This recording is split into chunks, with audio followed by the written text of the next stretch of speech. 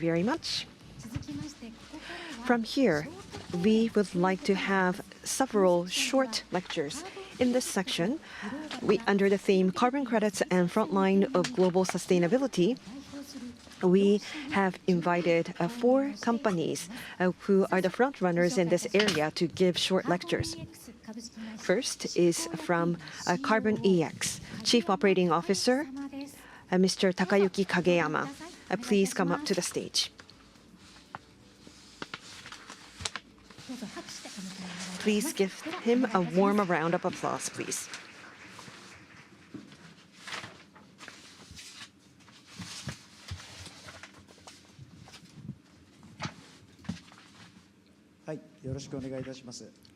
Thank you for having me. From Carbon EX, my name is Kageyama. I am the COO. I would like to start my presentation on my company, Carbon EX. Carbon EX was established in June of last year. This is a joint venture between 2 companies, SBI Holdings and Asuene, which is a startup company for climate change. Asuene was supporting the visualization of GHG emissions and from scopes 1 through 3. When the GHG is visualized, what would be very important is how the reinvestment will be made in the renewable energy, and we are supporting those initiatives. SBI Holdings is an expert in finance, so they had focused on the fact that this may be the next Bitcoin in the area of finance, and that's why SBI Holdings and Asena decided to create this joint venture. So this carbon credit, we are focusing on voluntary carbon credit market. Voluntary carbon credit market is expected to grow significantly and speedily. If we look 2000 as the base, in 2030, 2050, it is expected that the amount will be 100 times more. So what kind of demand are there? So there are 3 key points that you see on the right. Towards 2030 and 2050, the companies are now setting their targets for carbon neutrality. There are areas where they would not be able to go at it alone, so they would be utilizing the carbon credit for that purpose. The second point is through the utilization of carbon credit, that companies' products and services can be branded. For example, Tokyo Gas is selling LNG. In the LNG process chain, they had visualized the GHG emissions, and they bought the same amount of carbon emissions, and now they are selling carbon neutral LNG. So the companies would be able to create carbon-free products more and more through the usage of carbon credit. The third key point is that within Japan, there is GX League, and there are regulations. And in Singapore, they have already introduced carbon tax. So per emission, $25 has to be paid as tax. So this tax is expected to go up, and $40 per ton, $80 per ton is expected in the future. So the companies must be aware of this situation, and through the buying of the carbon credit, they may be able to reduce the emissions cheaper than paying those taxes. So this is the service that we are providing. So we have the emissions trading exchange, and the companies who are buying the credit will be connected to the people who sell the credits. Our products include J credit, voluntary carbon credit, renewable energy certificate, non-fossil certificate, and IREC GUO. So we handle a variety of those certificates. Not only are we operating this platform, but we operate various kinds of services. For J credit, the supply is not enough yet. That's the challenge. So we are now conducting the consulting on the generation of those credits. From the perspective of the procurement, what kind of procurement strategy is needed up to 2030?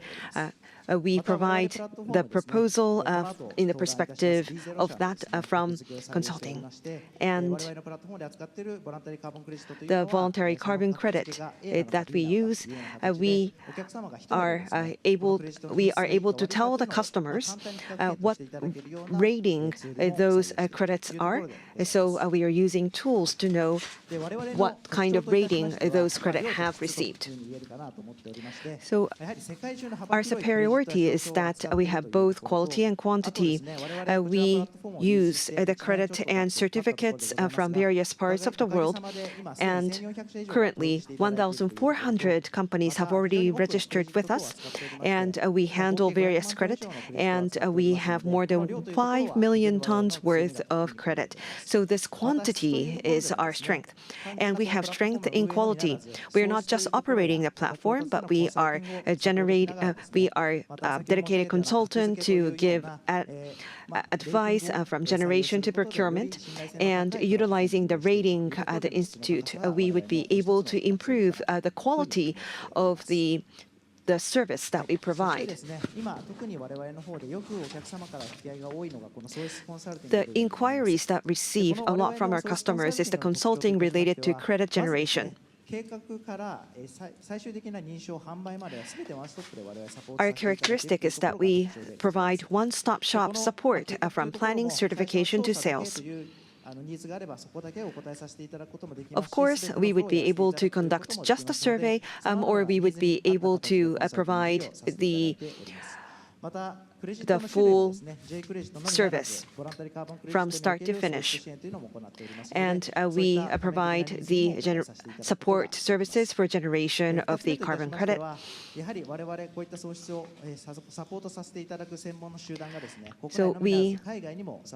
So there are various experts like this, not only in Japan, but in overseas. And we have a marketplace as well. And the credit which were generated, it could be sold on the credit market that we operate. This is the user interface of the systems that we provide. So this is a sample. So this is not the actual screen, but you would get the idea. So just like Amazon and Mercari, you would be able to easily buy carbon credit. So if you click on each project, you would be able to access the contents of the project, and you would be able to send in requests for orders as needed. So we have 1,400 companies registered with us, and if you're interested, please come register with us. In September, we have released a new service, and I would like to talk about it in the end of my presentation. Carbon X Insights is the new service we newly launched. What kind of service is it? In a nutshell, it's a provision of the insight information about carbon credit. We would be able to provide various kinds of information in an easy-to-understand manner from various perspectives. The clients will pay subscription fee, and they would be able to have an access to our data. Our characteristics is as follows. So there are many things going on in our carbon credit, and it is very difficult to gain all of the information if you're just accessing the Japanese language site. So that's where we come in for the provision of a variety of information. Also, we would be able to provide answer to the client's questions through webinars and other initiatives. As part of our services, we provide the materials from the webinar, and the data that you would be able to receive from this service will be very useful, and you'll be able to use those materials for explanations in-house. If there is individual consulting needs, we would be able to provide consultation service as well to each client. So if you have any concerns about the carbon credit, or if there is a need to convince people in your company, we would be able to help you. So I hope that you would be able to utilize our service, Carbon X Insights. That will be all from my side. Thank you very much. Thank you very much, Kageyama-san. Could we have a round of applause for the speaker, please? Next, we have co-founder and senior advisor of innovation, South Pole Managing Director, and from South Pole, Japan, Mr. Patrick Birgi. Could we welcome him with an applause, please?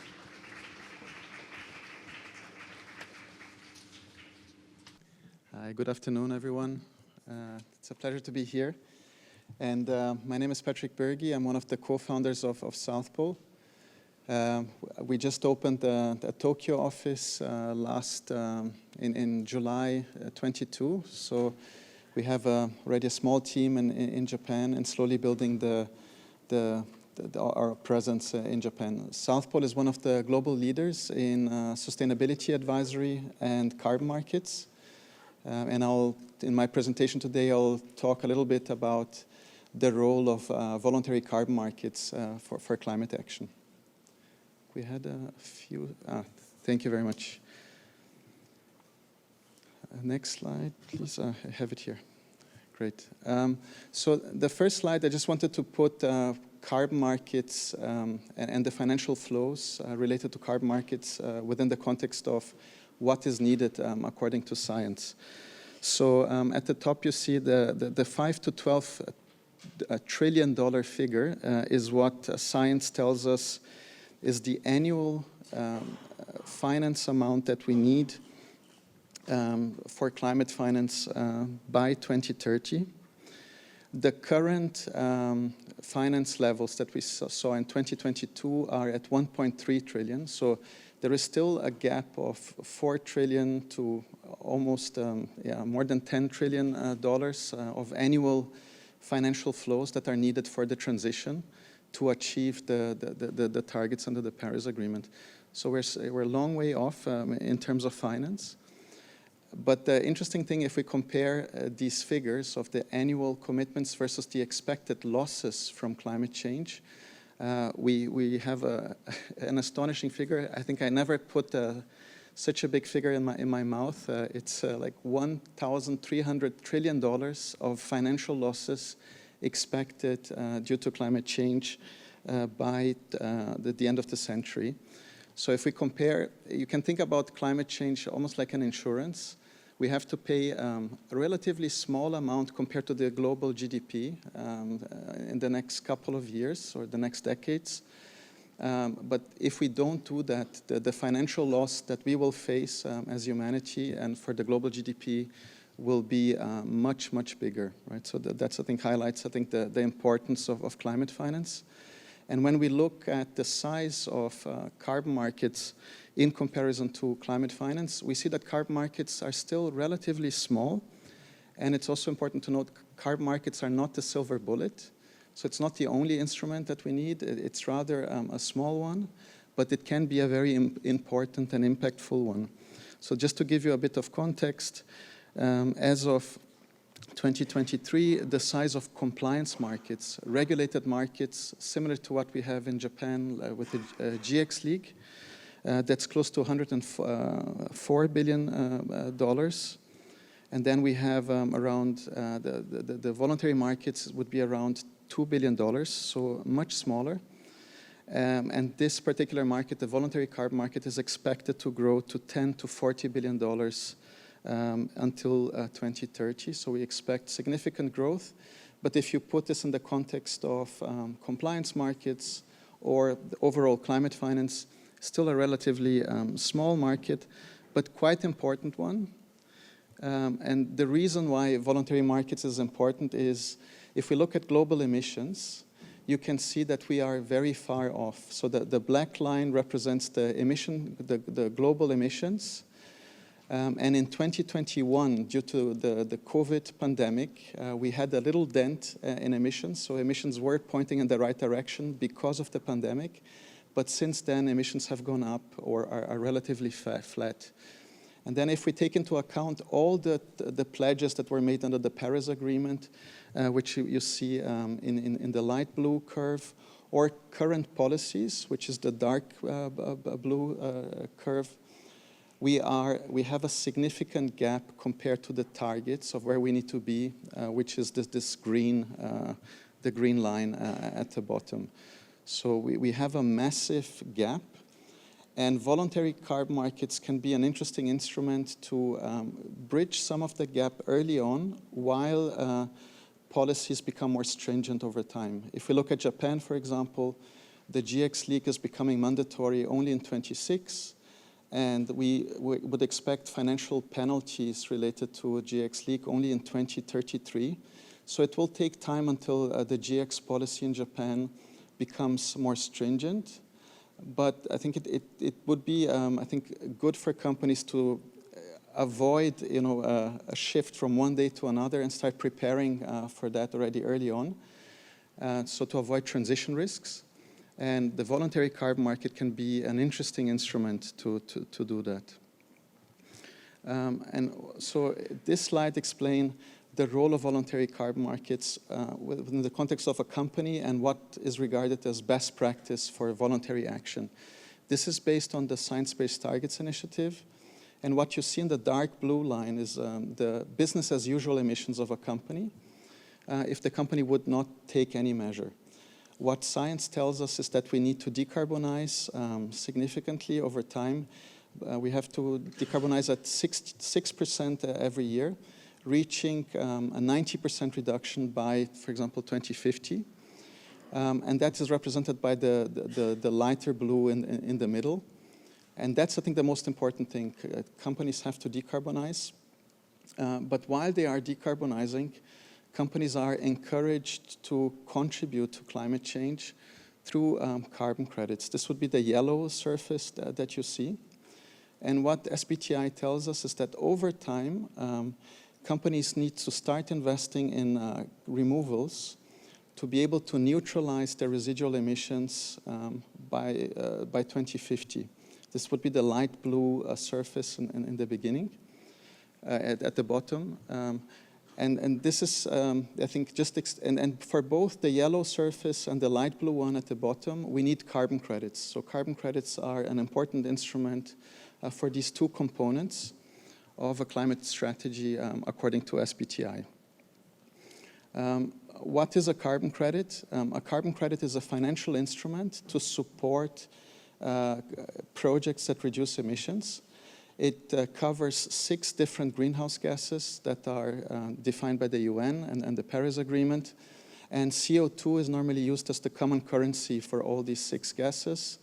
Every carbon credit represents 1 ton of CO2 reduced, avoided, or removed. And it's tracked in a public registry where you can see how many credits have been issued, how many have been traded or retired.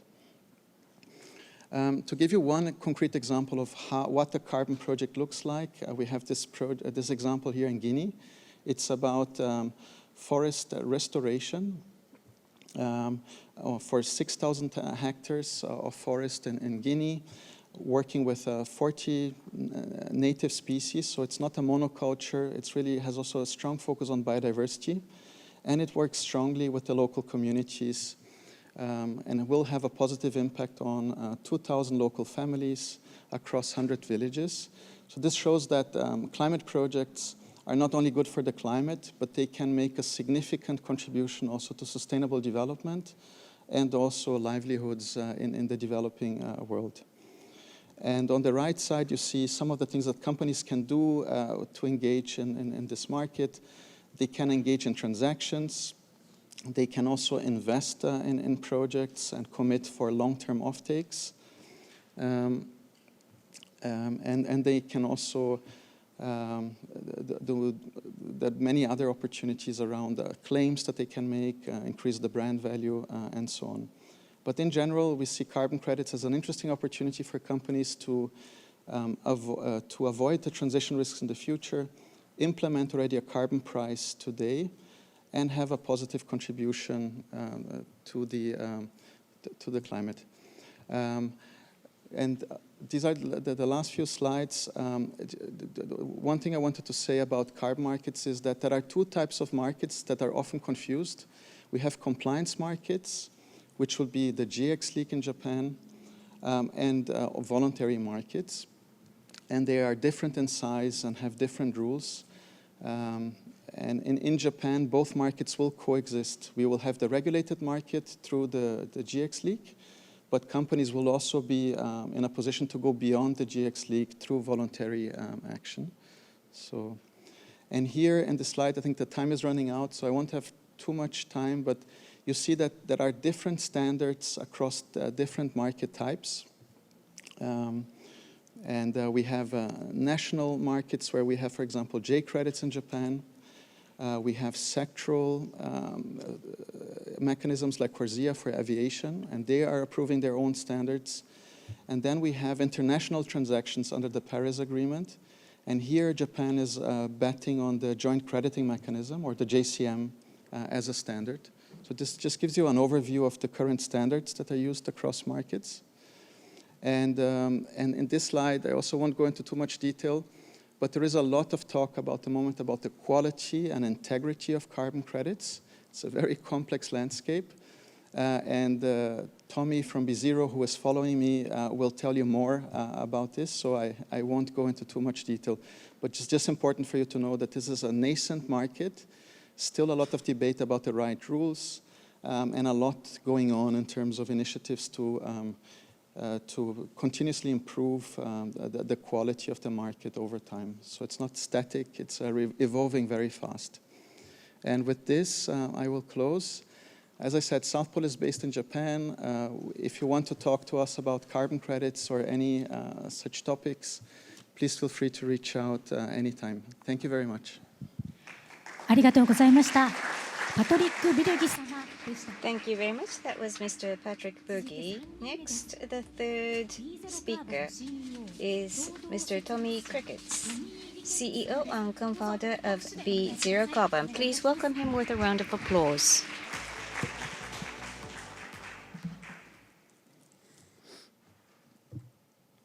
Good afternoon, everyone.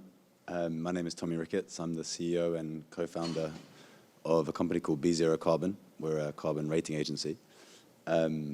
This is my 26th presentation in a week, so I apologize for my croaky voice.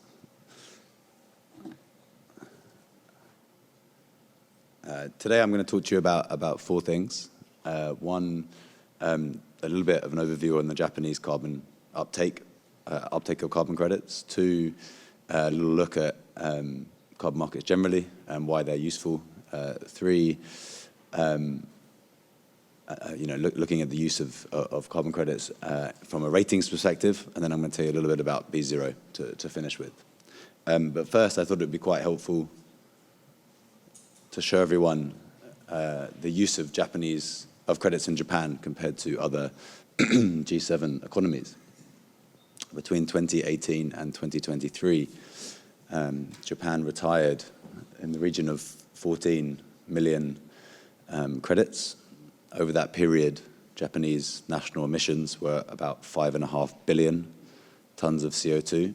So the contribution of credits to Japan's overall emissions during that period was the equivalent to about 0.02%. That obviously is dwarfed by the States, but is substantially in line with most European countries. In terms of the composition of the use of credits, there were two types of credits predominantly that were being retired. First was one's called voluntary carbon market credits. These are credits that are, I think as Patrick mentioned, designed using international schemes by certification bodies such as VERA and Gold Standard, which are a combination of nature and technology avoidance and removal processes. And as you can see, they are the majority, or they have been the majority of the credits that have been retired by Japanese companies in the recent past. But you'll also notice the rise of the use of J credits, which are domestic credits only created in Japan and are used and eligible for the governmental scheme, which is called the JX ETS. The JX ETS, as you would have heard, is the national strategy for, in this instance, using helping companies understand the use of additional instruments to decarbonize. And there are two forms of credits which are applicable, or at least are domestic in nature. The first is J credits. These are local projects. They have to be in Japan, and they are typically very small scale. The second is what's called the Japanese crediting mechanism, the JCM, which is projects where the Japanese government aligns with another government internationally, and actually typically Japanese businesses will create those projects in partnership with projects overseas. In both instances, it's a priority from METI, the Ministry of the Economy, to try to ensure that the money being used by Japanese corporates is going back into support the Japanese economy. So therefore internalizing the decarbonization benefit of using credits. As I think Patrick alluded to, this is currently voluntary, but in 2026, this will become mandatory in nature in phase 2, and then formally mandatory, we believe, in 2031 to 2033, at which point this will become a fixture of decarbonization for Japanese corporates. And in the meantime, building supply to access these is very important. Why carbon credits? Very briefly. More and more companies are making net zero commitments. You can see the number here. This is the number of listed companies. But the problem is it's very difficult to decarbonize a lot of your industrial production. So they're looking for alternative, it's great because I obviously can't read Japanese, alternative measures to support action today. And carbon credits are a way of putting a price on emissions, supporting activities in terms of either new technologies or natural interventions, and when effective, are a way of actually addressing emissions by buying positive impacts of projects overseas. You can see here, much like the Japanese government, this is becoming an increasingly vogue solution for international governments who are seeking to use carbon credits both as a way of creating new forms of industrial activity domestically, new forms of valuing nature, and in many instances shifting practices from agriculture towards natural preservation. And you can see that the implemented and planned number of countries looking to participate in the regime is growing. What does my business do? Basically, what we do is try to help you understand which of these two projects, one is a forest restoration, the other one is a landfill gas project, has the highest climate impact. For those that have any engagement with carbon credits, they'll know that the two biggest concerns with buying them are reputation risk and greenwashing risk.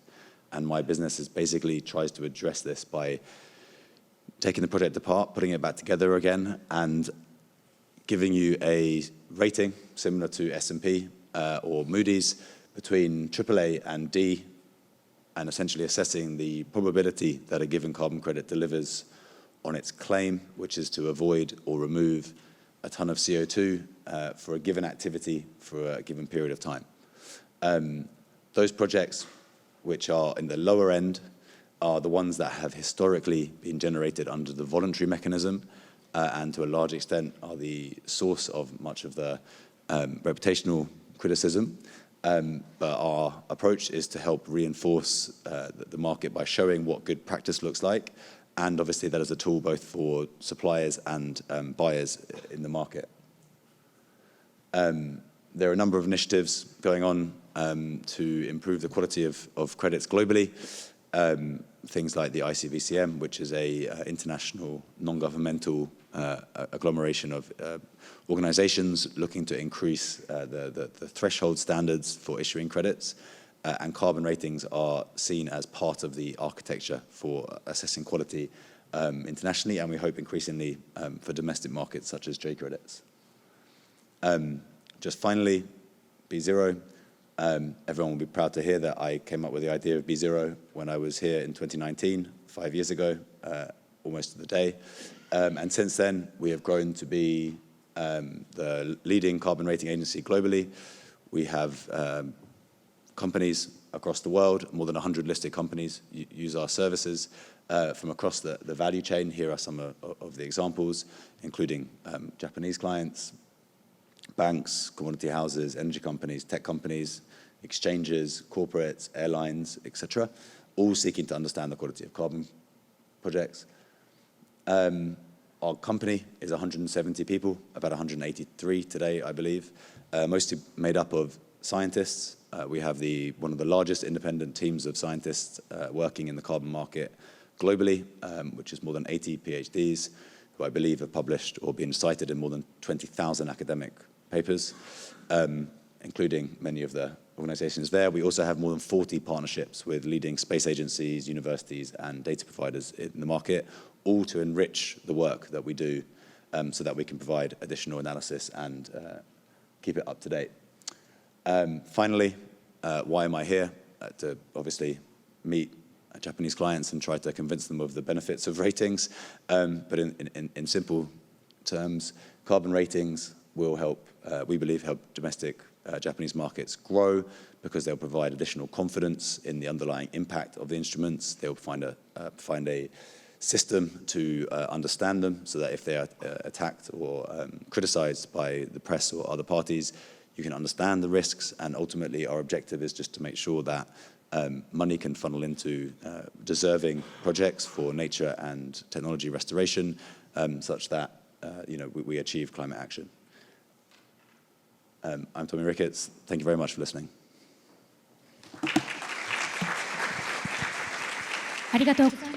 Thank you very much. That was Mr. Tommy Ricketts. The fourth speaker is from the Bureau of Industrial Labor Affairs, Ms. Mario Yamamoto, who is the Director of Industry Policy Collaboration of Industry Energy Policy Division. Please give her a warm round of applause.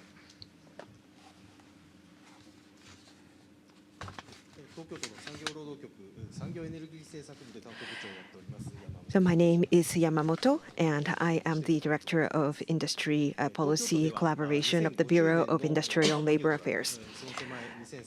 At the Tokyo Metropolitan Government, we are aiming to become carbon neutral in 2050 and having the carbon by 2030. And we are providing various support using many methodology. I am in charge of supporting the companies to reduce their CO2 emissions. And today, I would like to talk about the new system that would be launched next spring for the purpose of higher penetration and promotion of the usage of carbon credit. This is a service which can be easily used by SMEs in participating in carbon credit trading. Before talking about the trading system, I would like to talk about the initiatives being taken by the Tokyo Metropolitan Government for the CO2 emission reduction. On this graph, you see sector by sector CO2 emission, and 50% is coming from industry and commercial sector. If you turn to the right, Out of the industry and commercial sector, the 60% is coming from SMEs. This means is that in order to achieve zero emission by 2050, it is critical to have the SMEs to work on CO2 emission reductions. On the other hand, most SMEs in Tokyo are not within the scope of the cap and trade program provided by TMG. Because of this, it is very difficult to ask them to reduce the CO2 through regulation. So I would like to talk about the current status of the initiatives taken for decarbonization by SMEs. 70% of the companies have introduced some kind of initiatives for reducing their CO2, for example, introducing facility for energy saving, but only 3% of SMEs are using carbon credit and offsetting the carbon emissions. If we look at the situation surrounding the SMEs, many SMEs are asked to take actions to reduce their CO2 or to visualize their CO2 emissions. Calculation of CO2 emissions or setting up the target for CO2 reduction. Those are the requests that SMEs are getting from their customers. Decarbonization in the supply chain overall is the global trend. We believe that this kind of request from large companies will be increasing in the future. Responding to this trend and to promote the CO2 reduction programs would be a big benefit for the companies. They would be able to maintain the relationship with their customers, and also they would be able to reduce the costs for utilities or fuels. So this will be a very important strategy for them. In conducting decarbonization, the companies need to reduce the CO2 they're emitting. At the same time, in the case that CO2 reduction is very difficult to do on their own, utilization of carbon credit is a very beneficial way to reduce CO2 emissions. Carbon credit has some classification: compliance credit, which is being led by UN or the government, and the voluntary credit, which are run by private sectors. So with regards to the voluntary credit overseas, compared to J credit, there is large volume of trading and the price is lower. For SMEs, this could be one option that they can utilize. On the other hand, in utilizing the overseas voluntary credit, there are a lot of hurdles in which the SMEs face. There are two significant barriers. One is the language barrier. The information about the overseas voluntary credit is provided in English most of the time. Because of this, SMEs have difficulties in collecting the information. The second barrier is that the SMEs would need to open accounts for each credit certification institutions. And the process requires usage of English as well. So these are two big barriers for SMEs. With this in mind, Tokyo Metropolitan Government has started to take initiative to solve this problem so that the SMEs would be able to more easily utilize carbon credit system. The systems that we are to provide to the SMEs are under development currently. First is provision of necessary information in Japanese about the overseas voluntary credit. The second is that Tokyo Metropolitan Government would be opening accounts with Vera or Golden Standards so that the SMEs would not need to open the accounts themselves.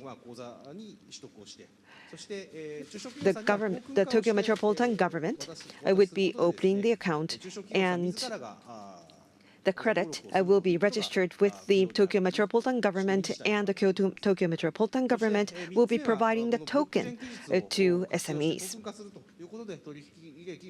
We will be utilizing the blockchain technology to utilize the token so that there would be no fraudulent activities conducted related to tokens. We would be able to encrypt the trading history, etc. And that would be conducive to more credibility and transparency. This system is under development, and we would like to start the operation next March. On this trading system, in addition to J-Credit, we would be handling the overseas voluntary credit as well. The credit which had been made into a token, the SMEs would be able to utilize it, of course, for the offset purposes. And in addition to that, they would be able to retrade it on the trading system of the Tokyo Metropolitan Government. Through the usage of this trading system, I hope that the SMEs would be able to buy carbon credit, both domestic and abroad, so that they would be able to further their initiatives for decarbonization.